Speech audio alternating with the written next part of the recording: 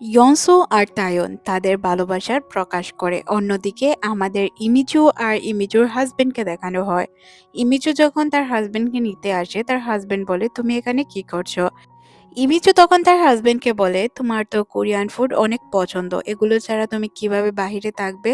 তাহলে বাহিরে যাওয়ার কোনো প্রয়োজন নেই। এটা শুনে সে বলে, তুমি সত্যি আমাকে নিতে এসেছো? হ্যাঁ, আমি তোমাকে নিতে এসেছি। বাহিরে যেয়ে তুমি কি করবে? এখানেই তো তুমি ভালো। এটা দেখে তার হাজবেন্ড তাকে জড়িয়ে ধরে। তখন সে বলে, কি করছো? আশেপাশের মানুষজন দেখবে। তার হাজবেন্ড বলে, চলো আমরা কিস করি, অনেকদিন যাবৎ করিনি। এটা শুনে ইমিচু এখান থেকে চলে যেতে চায় আর হাজবেন্ড তার পিছে পিছে যায়। এদিকে আমাদের ইয়নসো আর তায়নকে দেখানো হয়, তারা যখন কথাই বলছিল তখন ইমিচুর হাজবেন্ড এসে তার জিনিসপত্র নিয়ে যায়। আর সে তখন বলে, তার মানে তুমি বাহিরে যাওনি? না, তুমি ভুল ভেবেছো। তারপর তারা বাসায় চলে আসে। বাসায় আসার পর ইয়নসু তায়নকে বলে, আচ্ছা তুমি কি এখন আমাদের সাথেই থাকবে? তায়ন বলে, হ্যাঁ, আমি আসলে তোমাদেরকে অনেক বেশি মিস করেছি। যখন আমি আমার বাসায় যেতাম তখন আমাকে কেউ ওয়েলকাম করতো না। সব সময় মনে হতো আমি একা, শূন্যতায় ঘিরে থাকতো চারপাশ। অনেক বেশি মিস করতাম তোমাদের, কিন্তু বলার সাহস পাইনি। এখন আর ছেড়ে যাব না। এদিকে অজুকে দেখানো হয় যে কিনা খেলা করছিল। তখন ইয়নজু বলে, আমি তো তোমাকে ভালোবাসার কথা বলেছি, যদি না বলতাম তুমি কি আমার পাশে আসতে না? তখন তায়ন বলে, তুমি যদি নাও বলতে তাহলে আমি তোমার পাশে আসতাম। সিন পরিবর্তন হয়, আমাদের ইয়নজুকে দেখানো হয় যে কিনা রামেন তৈরি করে। আর তায়ন অজুকে ঘুম পাড়িয়ে বাহিরে আসে। সে তার জন্য রামেন তৈরি করে বসেছিল। রামেন খাওয়ার জন্য দুইজনই প্রস্তুত হয়। তখন ইয়নজুকে তায়ন বলে ওঠে, তুমি কার সাথে ডেটিং করছো এই সম্পর্কে তোমার ধারণা নেই। তখন ইয়নজু বলে, কেন, তুমি কি বাঘ না ভালুক? তখন সে বলে, আমি বাঘও না ভালুকও না, আমি হচ্ছে রোমান্টিক বয়। এখানে তারা দুইজন মিলে রামেন খাচ্ছিল আর তাদের কোয়ালিটি টাইম স্পেন্ড করছিল। দুইজনই একে অপরের সাথে অনেক খুশি ছিল। সিনটি এখানে কাট করে পরদিন সকালের সিন দেখানো হয়, যেখানে যেখানে আমরা ইয়নজুকে দেখতে পাই যে কিনা তার ম্যানেজারের সাথে দেখা করতে বাইরে যায়। ম্যানেজারকে সে সরি বলে। তখন ম্যানেজার বলে, ওই দিন কি তোমার আর্জেন্ট কোনো কাজ ছিল? ইয়নজু তখন বলে, না, ওই দিন আমার আর্জেন্ট কোনো কাজ ছিল না, তবে আমি তোমাকে কিছু কথা বলতে চাই। তার ম্যানেজার বলে যে, হ্যাঁ বলো, আসলে এখন আমি আর তোমাকে ভালোবাসি না। ম্যানেজার তখন বলে, তুমি কি এখন তায়নকে ভালোবাসো? ইয়নজি বলে, হ্যাঁ, তুমি কিভাবে জানো? তখন সে তাকে বলে যে, আমি তোমার চোখ দেখেই সবকিছু বুঝতে পারি। তুমি তার দিকে যেভাবে তাকাও এইসব দেখেই বোঝা যায়। শুভকামনা রইল তোমাদের জন্য। এই কথা বলে সে তাকে বিদায় জানায়। তারপর আমাদের তায়নকে দেখানো হয় যে কিনা অজুকে নিয়ে খেলা করছিল। বেবি অজুকে এইটি খেলার কথা বললে সে নো করে দেয়। সে বারবার নো বলার কারণে সে তাকে জিজ্ঞাসা করে, কেন তুমি নো বলছো? তারপর সে বলে, আঙ্কেল আই লাভ ইউ। এটা শোনার পর সে তাকে জড়িয়ে ধরে। তারপরই এখানে ইয়নজু চলে আসে। ইয়নজু আসার সাথে সাথেই অজু তার কাছে চলে যায়। তখন তায়ন বলে, কিছুক্ষণ আগেই তো বললে আঙ্কেল আই লাভ ইউ, এখন আবার পার্টি বদলে দিয়েছো? তারপর তারা খেলা করতে থাকে। খেলা শেষ হলে তারা আবার বাসার দিকে রওনা হয়। বাসায় যখন যাচ্ছিল তখন ইয়নজু তাকে জিজ্ঞাসা করে, আচ্ছা তায়ন, তুমি কি ওই দিন আমাদের ডে কেয়ারে এসেছিলে? সে বলে, হ্যাঁ এসেছিলাম, কিন্তু আমার মনে হয়েছিল আমি ফ্যামিলি বানানোর যোগ্য নয় বা আমার দ্বারা কোনো কিছুই হবে না, এই জন্য আমি চলে গিয়েছিলাম। আমি কনফিডেন্স ছিলাম না যে আমি তোমার সাথে রিলেশনে যেতে পারবো কিনা। তখন সে বলে, তুমি চিন্তা করো না, আমার চয়েস অনেক ভালো, আমি তোমাকে চয়েস করেছি, ডেট করছি, তার মানে তুমি ভালো। তখন সে বলে, ও তার মানে তুমি আমার গার্লফ্রেন্ড, তাহলে তো আমি চিৎকার করে বলবো। সে চিৎকার করে বলতে শুরু করে যে, ইয়নজু আমার গার্লফ্রেন্ড। তখনই পেছন থেকে তাদের নেইবারদের দেখানো হয়। তারা হাততালি দেয়, অনেক খুশি হয়। বেবি অজু লাভ সাইন বানায়। তারপর তাদেরকে তাদের বাসায় দেখানো হয়। বাসায় আসার পর ইয়নসুকে দেখানো হয় যে কিনা কান্না করছিল। বলছিল, তুমি এসব কি করলে? নেইবারদের সামনে আমি কিভাবে বের হব? সবাই এখন জেনে গিয়েছে আমরা ডেট করছি। তখন তাইওন বলে, তুমি ডেট করতে পারবে কিন্তু কাউকে বলতে পারবে না, এটা কোন ধরনের কথা? ইয়নজু বলে, সময় ভেবে বলে দিতাম। আরেকটি বিষয় হচ্ছে, তুমি অফিসে এইসব বলতে পারবে না। তাইওন বলে, না, আমি তো সবার সামনে বলতে চাই। তুমি সবকিছু হাইড করতে চাচ্ছ। তার মানে হয়তো কোনো প্রবলেম রয়েছে। অফিসে হাইড করতে চাচ্ছ ওই ছেলেটির জন্য, তাই না? যে ম্যানেজার তোমার ১ম লাভ ছিল। তখন সে বলে, "আরে না, এমন কোনো বিষয় নয়।" তখন তায়ন বলে, "তাহলে তুমি কেন সবার সামনে সবকিছু আনতে চাচ্ছ না? আমরা যে ডেট করছি তার প্রমাণ কি?" তখন তায়ন তার গালটি তার সামনের দিকে এগিয়ে দেয়। কিন্তু ইয়ঞ্জু কিছুটা পিছনে সরে যায়। তায়ন বলে, "এই আমাদের ডেটের নমুনা।" তারপর হুট করেই আমাদের ইয়ঞ্জিকে দেখানো হয় যে কিনা তার টুটি কিস করে দেয়। যখন তারা রিপিট কিস করতে যাবে তখনই অজু পটি করে দেয়। অজুর পটির গন্ধে তারা বুঝতে পারে যে এটা হচ্ছে সবচেয়ে বাজে টাইমিং। অজুকে তারা ক্লিন করে। যখন তায়ুন বাইরে যেতে চায় তখন অজু তাকে আটকায় আর বলে, "আপনাকে আমি বাইরে যেতে দিব না চাচ্ছু। আপনাকে আমার সাথেই থাকতে হবে একই বাসায়।" তখন তারা তাকে নিয়ে হাঁটতে বের হয়। হাঁটা শেষে যখন তারা বাসায় ফিরে আসছিল, তখন ইয়নসুপ বলে, "তুমি কি আমাদের সাথে থাকতে পারবে না?"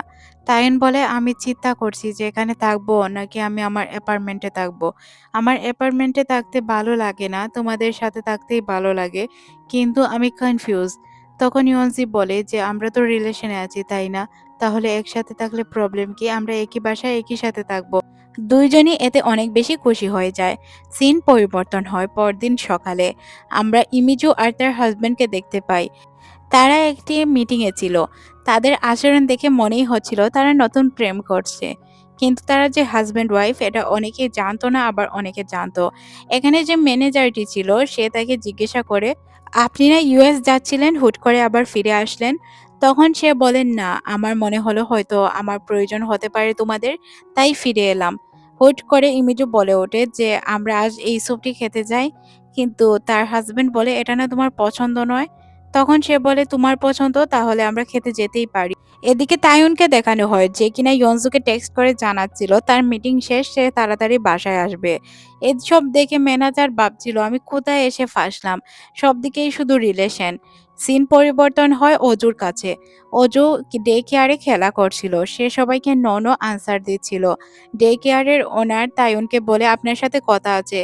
তাইয়ুন তখন বলে, "আমার গার্লফ্রেন্ড আছে।" এটা শুনে অজু তার মাথায় হাত দিয়ে বসে। বলে, "তোমাকে কি প্রশ্ন করছে এটা তো আগে শুনবে।" তারপর আমাদের তাইয়ুনকে দেখানো হয় যে কিনা ডে কেয়ারের ওনারের সাথে বসে কথা বলছিল। উনি তখন তাদেরকে জানায় যে সব বিষয়ে অজু না বোধক উত্তর দেয়। "এটা কি আপনি লক্ষ্য করেছেন?" তাইয়ুন বলে, "হ্যাঁ, আমি লক্ষ্য করেছি।" তখন এখানের ওনার বলে, "আপনাকে সবকিছু তাকে বোঝাতে হবে, শেখাতে হবে যে কেউ যদি কোনো কিছু চায় তাকে দিতে হয়। হ্যাঁ, বোধক ইঙ্গিত তার মাঝে আনতে হবে। সে তো ছোট বাচ্চা, তাই না? আমাদেরকেই তো তাকে বোঝাতে হবে।" তাইয়ুন বিষয়গুলো ঠিকভাবেই বুঝতে পারে। সে তাদের বাসায় আসে। বাসার নিচে তাদের নেইবারদের সাথে গল্প করছিল যে তাদের বাচ্চার এরকম একটি প্রবলেম হয়েছে। সে সব বিষয়ে নো বলে। তখন তারা বলে, "হ্যাঁ, এটা বাচ্চাদের হয়েই থাকে। এটা নরমাল ডিজিজ। এটা খুব তাড়াতাড়ি সেরে যাবে যদি তোমরা তাকে বোঝাও। এক কাজ করতে পারো, তোমরা বাইরে আউটিং এ যেতে পারো।" এখানে তাদের মধ্যে একজন বলে ওঠে যে, "আমি কখনোই ভাবিনি যে তোমার আর তার মধ্যে রিলেশন হবে। কারণ তোমরা ২ জনই অপোজিট টাইপের। ওইদিন একটি সুন্দর ছেলে গিয়েছিল প্রোগ্রামে। আমি ভেবেছিলাম ওই ছেলেটি হয়তো তার বয়ফ্রেন্ড হবে। কিন্তু তুমি তার বয়ফ্রেন্ড হবে এটা আমি কখনোই কল্পনা করতে পারিনি।" তখন লোকটির ওয়াইফ তাকে বন্ধ করিয়ে দেয়। আর তায়নকে তারা বোঝায় যে তারা যাতে বাহিরে ঘুরতে যায়। অন্য একটি নেইবার বলে ওঠে, "হ্যাঁ, তুমি তো এখন প্রকাশ করে দিয়েছো সে তার গার্লফ্রেন্ড, তাহলে ঘুরতে নিয়ে যাও, ভালো হবে।" বাসায় ফিরে সে দেখতে পায় কোর্ট থেকে একটি লেটার এসেছে। লেটারটি সে পড়তেই যাবে তখন বেবি অজু তাকে বলে তার সাথে খেলার জন্য। তাই সে এটা সাইডে রেখে দেয়। সিন চলে আসে আমাদের ইয়নজির কাছে। সে একটি মিটিং এ ছিল। মিটিং শেষ করে বাসায় ফিরে সে দেখতে পায় তাইওয়ান আর বেবি অজু খেলা করছে। তাদের সাথে সেও খেলা করতে লেগে পড়ে। তারা যখন খেলা করা শেষ করে রুমের ভেতরে আসে, তখন সে দেখতে পায় যে তার রুমের ভিতর অনেক জিনিসপত্র পরিবর্তন হয়েছে। তাইওয়ান তার জিনিসপত্র নিয়ে এসেছে। সে তাকে জানায় আরো জিনিসপত্র রয়েছে, ওইগুলোও সে নিয়ে আসবে। তখন তাইওয়ানের ফোন না পাওয়া গেলে ইয়নজু তার ফোন থেকে তাকে ফোন করে আর দেখতে পায় ফোনের মধ্যে লেখা আছে টেম্পোরারি হোম। সে জিজ্ঞাসা করে এটা কোন ধরনের নাম। তখন সে বলে, "আচ্ছা দেখি তোমার ফোনে আমার নাম্বার কি দিয়ে সেভ করা।" তারা যখন ফোন নিয়ে কাড়াকাড়ি করছিল তখন বিছানায় ২ জন পড়ে যায়। আর তাদের মধ্যে রোমান্টিক একটু সিন তৈরি হবে তখনই আবার এখানে অজু চলে আসে। অজুকে দেখে তারা বলে, "তুমি কখন এখানে এসেছো? কখন থেকে এখানে স্টে করছো?" বেবি অজু কোনো আনসারই করে না। সিন পরিবর্তন হয় বেবি অজু যখন খাবার টেবিলে ছিল। খাবার টেবিলেও সে তাদেরকেই নোটিস করছিল। তায়ন বলে, বেবি অজুকে আমার বেবি কম মনে হচ্ছে আর ফাদার ইন ল বেশি মনে হচ্ছে। তখন ইয়নজো হাসতে শুরু করে আর বলে সে সজাগ থাকা অবস্থায় এইসব কথা না বলাই উচিত। তখন সে বলে, তার মানে ঘুমালে বলতে পারবো? তখন আমাদের দেখানো হয় তাদের এই লিগেল নোটিশ, যে কিনা আমাদের নায়িকা পড়তে শুরু করে। যখন সে নোটিশটা পড়ে তখন সে অনেক ভয় পেয়ে যায়। তায়নকে পড়তে দেয়, তায়নও পড়ে আর দেখতে পায় যে তারা এখন পর্যন্ত বেবি অজুর লিগ্যাল ফ্যামিলি হতে পারেনি। যদি তারা বেবি অজুর লিগ্যাল ফ্যামিলি হতে চায় তাহলে কোর্ট থেকে তাদের শুনানি আসবে। কোর্টে গিয়ে তাদের অনেক জিনিসপত্রের সম্মুখীন হতে হবে। যেমন অনেক প্রশ্ন করতে পারে কোর্ট। যখন কোর্ট মনে করবে যে তারা তার দায়িত্ব নিতে পারবে তখনই তাদেরকে দায়িত্ব দেওয়া হবে। তায়ন বলে, বিষয়টা এত কঠিন আমি কখনো কল্পনাও করতে পারিনি। তখন ইয়নজি বলে, আমার অনেক বেশি ভয় করছে। কিভাবে সবকিছু হ্যান্ডেল করব? তায়ন বলে, চিন্তার কোনো কারণ নেই। পরদিন সকালে সে এইসব দেখতে শুরু করে কিভাবে সবকিছু ম্যানেজ করতে হবে। গুগল সার্চ করছিল সে, আর এদিকে ইয়নজি চলে গিয়েছিল কোর্টে। সে কোর্ট থেকে কিছু কাগজপত্র নিয়ে আসে। বেবি অজু বারবার তার ল্যাপটপের কাছে যায়। তারপর সে বেবি অজুকে ল্যাপটপের কাছে বসায় আর টাইপিং শিখায়, কারণ বেবি অজু তাকে ডিস্টার্ব করছিল। সিন আবারও চলে আসে ইয়নজির কাছে। ইয়নজি তার বান্ধবীর সাথে দেখা করতে আসে আর বিষয়গুলো তাকে খুলে বলে। বেবি অজুর কাস্টাডি আমাকে এখনো দেওয়া হয়নি। কাস্টাডির জন্য আমাকে অনেক নিয়ম পালন করতে হবে। এইগুলো যদি আমি পাস না করতে পারি তাহলে তার কাস্টাডি আমাকে দেওয়া হবে না। তার বান্ধবী তাকে জিজ্ঞাসা করে, আচ্ছা তোকে তো একটি বিষয় জিজ্ঞাসা করা হয়নি, তুই কি তার সাথে রিলেশনে আছিস? তখন সে বলে, হ্যাঁ আমি তায়নের সাথে রিলেশনে আছি। তখন সে বলে, আগে তো বলতি যে তাকে পছন্দ করিস না, একে অপরের সাথে কোনো মিল নেই, তাহলে এখন কিভাবে কি হলো? তখন সে বলে, আমি অনেক ক্লান্ত থাকি, তারপর বাসায় গিয়ে তাদের মুখ দেখলে আমার মন হালকা হয়ে যায়। কিভাবে যে তার প্রেমে পড়ে গিয়েছি আমি নিজেও জানি না।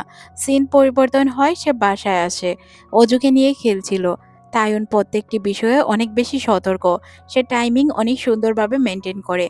বেবি অজুকে ঘুমানোর জন্য সে নিয়ে যেতে চাচ্ছিল। তখন ইয়নজি বলে, কিছুক্ষণ খেলুক না বেবি অজু আমার সাথে। আমি তো দিনের বেলায় তাকে সময় দেওয়ার মতো সময়টুকুও পাই না। এখন যখন সময় আছে তার সাথে খেলি। কিন্তু তায়ন তাকে খেলতে দিতে চাচ্ছিল না। সে বেবি অজুকে বলে, তুমি কি আমার সাথে খেলবে? বেবি অজু রাজি হয়ে যায় আর তারা খেলা করতে শুরু করে। তায়ন তাকে বারবার বলছিল টাইমিং ইম্পর্টেন্ট বাচ্চাদের জন্য, কিন্তু সে মানতেই রাজি ছিল না। সময় 11টা, কিন্তু বেবি অজু এখন পর্যন্ত ঘুমায়নি। তারা দুইজন ক্লান্ত ছিল। বেবি অজু খেলা করছিল। হুট করে বলে ওঠে, আমার কাছে লায়ন আছে। তখন তায়ন বলে, হ্যাঁ আমি জানি তোমার কাছে লায়ন আছে। খেলা করতে করতে সে ইয়নজির মাথায় একটি বল ছুঁড়ে মারে। ইয়নজি বলে, এখন আর পারছি না। তারপর তায়নকে দেখানো হয় যে কিনা বেবি অজুকে সুন্দরভাবে ঘুম পাড়িয়ে দেয়। তখন ইয়নজি বলে, তুমি এত সুন্দরভাবে তাকে ঘুম পাড়িয়ে দিলে আমি ভাবতেও পারিনি। তখন তায়ন বলে, চলো তোমাকেও ঘুম পাড়িয়ে দেই। সে বলে, আমি কি ছোট বাচ্চা? তায়ন বলে, হ্যাঁ তুমি আমার জন্য ছোট বাচ্চাই। চলো আমি তোমাকে আজ ঘুম পাড়িয়ে দিব। সে ঘুমিয়েছিল আর সে তাকে ঘুম পাড়ানোর চেষ্টা করছিল। আর তারা গল্প করছিল যে তারা একে অপরের সাথে কতটা ভালো আছে। তারা যখন অবসর হবে তখন তারা বেবি অজুকে নিয়ে ট্রিপে যাবে। ট্রিপে যাওয়াটা বেবি অজুর জন্য খুবই প্রয়োজন। সে যদি বাহিরে যায় খেলা করে তার মাইন্ড ফ্রেশ হবে। পরদিন সকালে তাদেরকে দেখানো হয় যারা কিনা ট্রিপের জন্য বেরিয়েছিল, কিন্তু তাদের জিপিএস ট্র্যাকারটি খারাপ হয়ে যাওয়ায় তারা লোকেশন চেক করতে পারছিল না। ইয়নজি তার ফোন দিয়ে লোকেশন চেক করার চেষ্টা করছিল। বেবি অজু লাত দিয়ে তার ফোন ফেলে দেওয়ার কারণে ফোন নষ্ট হয়ে যায় আর তারা একটি জায়গায় গোল গোল ঘুরতে শুরু করে। তাইন বলে, আমি একটু রেস্টুরেন্ট চিনি, ওই জায়গায় যেতে পারি। রেস্টুরেন্টটি বন্ধ থাকায় তারা রেস্টুরেন্টেও থাকতে পারে না। কিছুক্ষণ পর তারা একটি পার্কে চলে যায়। ইয়নজি বলে, এই পার্কটিকে তুমি কিভাবে চিনো? তাইয়ুন বলে, এখানে আমি অনেকবার ফটোশুটের জন্য এসেছিলাম। চলো এখন তোমাদের ফটো উঠিয়ে দেই। তারপর সে তাদের পিকচার ক্লিক করতে শুরু করে। জায়গাটি অনেক সুন্দর ছিল। বেবি অজু সবকিছু এনজয় করছিল। অনেকগুলো পাথর সে একসাথে জড়ো করছিল আর ওইগুলো দিয়েই খেলা করছিল। তখন তাইয়ুন ইয়নজির কাছে গিয়ে বসে। ইয়নজি বলে, আসলে আমার অনেক ভালো লাগছে এই সময়গুলো পেয়ে। তোমাকে অনেক ধন্যবাদ। বেবি অজুকে নিয়ে আমার আপু সবসময় বাহিরে ঘুরতে আসতো, কিন্তু আমি কখনো আসতে পারিনি। আসলে প্যারেন্টিং বিষয়টি আমি এখন পর্যন্ত বুঝতে পারিনি। বেবি অজু মনের খুশিতেই খেলছিল, তাকে অনেক হ্যাপি দেখাচ্ছিল। ইয়নজি চিন্তায় পড়ে যায়, সে কি টেস্ট পাশ করতে পারবে? বেবি অজুর কাস্টডি কি তাকে দেওয়া হবে? এই বিষয়টা নিয়ে সে আসলেই খুবই চিন্তিত ছিল, খুবই কষ্টে ছিল। তাইওন ইয়ন্সিকে একটি ফুল দেয় আর বলে, এই নাও, এটা তোমার গিফট। তখন সে বলে যে এই ফুলটা অনেক সুন্দর, তাই না? তখন তাইওন বলে, এই ফুলের মতোই তোমার জীবন সুন্দর করে দিব। ইয়ন্সি বলে, আমার তো চিন্তা হচ্ছে। তাইওন বলে, কেন? ইয়ন্সি বলে, ওই যে কোর্টে যেতে হবে, তারপর তার ক্যাস্টারি আনতে হবে, কিভাবে কি করব কোনো কিছুই যেন বুঝতে পারছি না। তখন তাইওন বলে, চিন্তার কোনো কারণ নেই, সবকিছু ঠিক হয়ে যাবে। ইয়ন্সি বারবার বলছিল, সবকিছু ঠিকঠাকভাবে ঠিক হবে তো? তুমি আমাকে সাপোর্ট করবে তো? তাইওন বলে, চিন্তার কোনো কারণ নেই, আমি তো বললাম আমি আছি, আর সবকিছু হয়তো তাড়াতাড়ি ঠিক হয়ে যাবে। তারপর আমাদের দেখানো হয় তারা গাড়ি করে বাসায় ফিরছিল। তখন বেবি অজুর পটি পায়। তারা পাশের একটি মলের সামনে গাড়ি থামায়। অজুকে ফ্রেশ করে বাহিরে নিয়ে আসে। মলের বাহিরে আসার পর অজু লক্ষ্য করে তার একটি টয় সে খুঁজে পাচ্ছে না। টয় বলে সে চিৎকার করতে শুরু করে। তখন তারা টয়টি খোঁজার জন্য দুইজন দুই দিকে যেতে শুরু করে। তাইওন একাই এক সাইডে যায় আর ইয়নজির সাথে ছিল অজু। ইয়নজি যখন অজুকে নিয়ে একটি টয় দেখতে পায় তখন সে মনে করে হয়তো এটা অজুর টয়, অজু ফেলে দিয়েছিল। অজুর টয়টি সে খুঁজতে যখন নিচে হয় তখন দেখতে পায় অজু এখানে নেই। অজুকে সে চারিদিকে খুঁজতে শুরু করে কিন্তু কোথাও অজুকে খুঁজে পায় না। তখনই তাইওন আসে আর বলে, টয়টি পেয়েছি, কিন্তু অজু কোথায়? তখন ইয়নজি বলে, অজুকে কোথাও খুঁজে পাচ্ছি না। এরা শুনে তাইওনও অনেক বেশি ভয় পেয়ে যায়। তারা দুইজনই অনেক ভয়ে ছিল, চারদিকে অজুকে খুঁজতে শুরু করে, কেউ মলের ভিতরে তো কেউ মলের বাহিরে। বাহিরে এসে লোকদেরকে জিজ্ঞাসা করছিল, ছোট বাচ্চাকে কি আপনারা দেখেছেন? কিন্তু কেউই তাকে দেখেনি। তারপর লোকজন বলে যে তার ছবিটা দেখাও, আমরা চেষ্টা করছি তাকে খোঁজার। তখন তারা সবাইকে ছবি দেখাতে শুরু করে। শেষ পর্যন্ত তারা মলের কন্ট্রোল রুমে যায় আর সিসিটিভি ফুটেজ দেখতে শুরু করে আর সাথে সবাইকে জানিয়ে দিতে বলে এই বাচ্চাকে কেউ যদি খুঁজে পায় তাহলে যাতে এনে দেয়। কিছুক্ষণ পরই তারা অজুকে খুঁজে পায়। লাল হুডি পরা একটি মহিলা তাকে খুঁজে এনে দিয়েছিল। সে তাকে খুঁজে পেয়েছিল পার্কিং লটের দিকে। অজুকে পেয়ে ইয়ন্সি অনেক কান্না করে আর সাথে অনেক খুশিও হয়, কারণ তারা অজুকে খুঁজে পেয়েছে। তারপর তারা বাসায় চলে আসে। বাসায় আসার পর তারা লক্ষ্য করে অজু ঘুমিয়ে পড়েছে। ইয়ন্সি তখন তার পাশেই বসেছিল। তাইউন এসে তাকে বলে, চিন্তার কোনো কারণ নেই, আমি জানি তুমি আজ অনেক ভয় পেয়েছো। এক কাজ করো, ঘুমিয়ে পড়ো, কাল সকালে তো তোমার ইন্টারভিউ আছে, তাই না? ইন্টারভিউ তো ভালোভাবে অ্যাটেন্ড করতে হবে। সিন পরিবর্তন হয়, আমাদের ইয়ন্সিকে দেখানো হয় যে কিনা তার অফিসে ছিল। অফিসে কাউকে কল করে অনেক বকাঝকা করছিল, কারণ সে নাকি ঠিকঠাক মতো সবকিছু ডেলিভার করেনি। তার ম্যানেজার এইসব লক্ষ্য করে তাকে জিজ্ঞাসা করে তার কি হয়েছে। তখন সে জানায় বেবি অজুর জন্য তাকে ইন্টারভিউ দিতে লোক কলেজে যেতে হবে। তাই সে দৌড়াতে শুরু করে। এদিকে তাইউন তার জন্য অপেক্ষারত ছিল। সে দৌড়ে চলে আসে, বলে, আমার দেরি হয়নি তো? তাইউন বলে, না, তোমার দেরি হয়নি, তাড়াতাড়ি চলে যাও। সে যখন ভিতরে প্রবেশ করে তখন তো সে অবাক হয়ে যায়, কারণ এই মহিলাটি কাল অজুকে খুঁজে দিয়েছিল। তার মানে এখন আর মহিলাটি তাদেরকে হয়তো অজুর দায়িত্ব নাও দিতে পারে, কারণ কাল সে মনে করেছিল হয়তো তারা দায়িত্বহীন প্যারেন্টস। এদিকে যখন সে বসে তখন তাকে জিজ্ঞাসা করা হয়, আপনি কি সারাদিন কাজে বিজি থাকেন? কতটুকু সময় পর্যন্ত আপনি কাজ করেন? তখন সে জানায় যে রাত 10টা পর্যন্ত আমার কাজ থাকে, মাঝে মধ্যে এর দেরিও হয়ে যায়। তখন সে বলে, তার মানে আপনি বাচ্চা সামলাবেন কি করে? আপনার কাছে তো পারফেক্ট সময় নেই। আমি দিনের বেলায় তাকে ডে কেয়ারে ছেড়ে আসি, আর তার চাচ্চু আছে যে কিনা তাকে ডে কেয়ার থেকে নিয়ে আসে। এইভাবে আমরা দুইজন সবকিছু ম্যানেজ করছি, সাথে আমাদের নেইবারও আমাদের সাহায্য করছে। আমরা তো নতুন, তাই সবকিছু শেখার চেষ্টা করছি।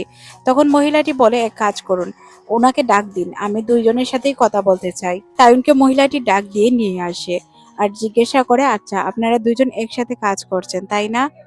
আপনার বাবা তো একবার আপনাদের ক্ষতি করার চেষ্টা করেছে ইন্স্যুরেন্সের টাকা নিয়ে। অজুর বাবার যে ইন্স্যুরেন্সের টাকা ছিল ওইগুলো নিয়ে। তার উপর অনেকগুলো মামলা রয়েছে। সে যে আবার আসবে না এর কি কোনো আপনারা গ্যারান্টি দিতে পারবেন? তখন সে বলে, আমরা তো কোর্টে মামলা করে রেখেছি। উনার আসার সম্ভাবনা খুবই কম। মহিলাটি বলে, আসার সম্ভাবনা কম একদমই নেই এমনটা তো আপনারা বলতে পারবেন না। অজুকে আপনারা কিভাবে দেখাশোনা করবেন? তখন সে বলে, আমরা নতুন, আমরা খুব ভালো করেই জানি, কিন্তু আমরা চেষ্টা করছি অজুকে ঠিকঠাকভাবে দেখাশোনা করার। মহিলাটি বলে, আপনারা নতুন এটা বললে তো কাজ হবে না। প্যারেন্টসের সবকিছু জানতে হবে, তাহলেই তো আপনারা ভালো প্যারেন্টস হতে পারবেন, প্যারেন্টিং ভালোভাবে করতে পারবেন। তারা বারবার বলছিল, আমরা চেষ্টা করব সবকিছু যাতে ঠিকঠাকভাবে করতে পারি। মহিলাটি বলে, কিন্তু আপনাদের চেষ্টা তো আমি আপনাদের কাছে অজুকে দিতে পারবো না। মহিলাটি বলে, আপনাদের কথার ভিত্তিতে আর কাগজপত্রের ভিত্তিতে আমার তো মনে হচ্ছে না যে আপনারা অজুর ফ্যামিলি হিসেবে যোগ্য। আমি আপনাদেরকে তার দায়িত্ব দিতে পারবো না। এই কথা শুনে তাদের পায়ের নিচ থেকে মাটি সরে যায়।